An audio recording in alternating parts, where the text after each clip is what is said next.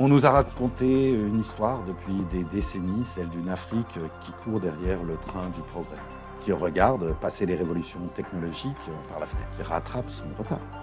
Cette histoire est fausse, ou du moins, elle est incomplète.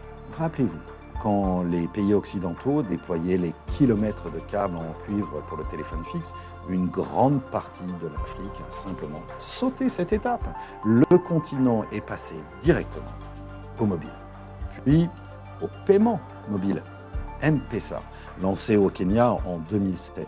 C'est aujourd'hui le système de paiement le plus utilisé du pays, bien avant que les Français ne découvrent Apple Pay.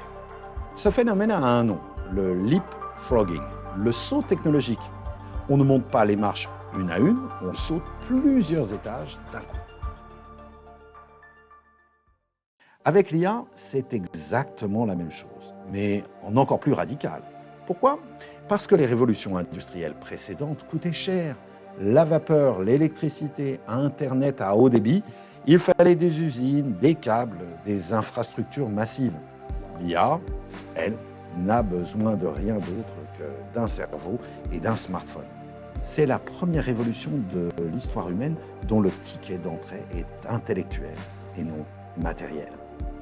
Un agriculteur au Rwanda a accès au même modèle de langage qu'un ingénieur de la Silicon Valley. Pas une version dégradée, au même modèle. Et ça change absolument tout.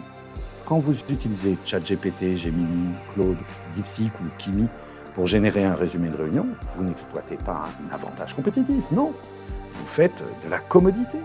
Quand un entrepreneur à Dakar, lui, utilise ces mêmes outils pour accéder à des marchés mondiaux depuis son quartier, il change sa vie. Alors voilà la distinction que je veux graver dans votre esprit aujourd'hui.